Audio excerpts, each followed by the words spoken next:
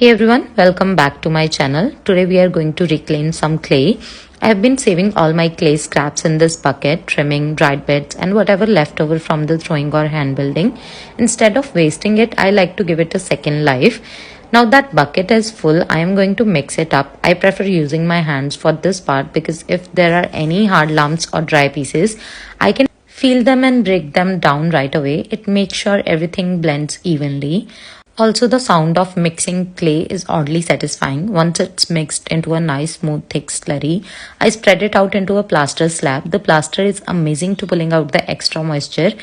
It helps speed up the drying process and bringing the clay back to the workable consistency. Now we wait and I'll leave it overnight and check back in the morning. It's the next day. I came into the studio first thing after waking up, still in my comfy clothes, to see how the clay was doing. But when I touched it, it was still little too wet, not quite ready to wedge yet. So I give it another hour or two to firm up. Sometimes it's just need that little extra time, especially depending on whether and how the thick layer is. After a while, it felt just right, firm but soft. I started wedging the clay to remove air bubbles and make sure the texture was nice and smooth. This part always feels grounding. I use the ram's head technique, pressing the clay forward and fold it back again and again. The goal is to get smooth even texture and remove any air bubbles that might have formed. It's a bit of a workout, honestly, but there is something soothing about it. The rhythm of my hands, the resistance of the clay, the way it slowly transforms into something soft and cohesive.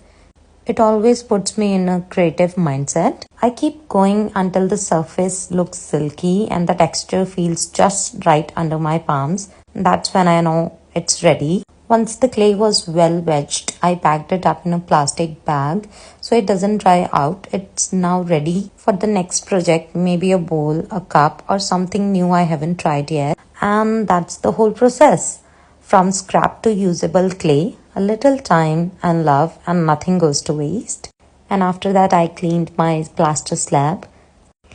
And that's all. If you have any questions regarding the clay or the wedging process or how many times we can reclaim the clay, you can comment down below and I will try to answer as soon as possible.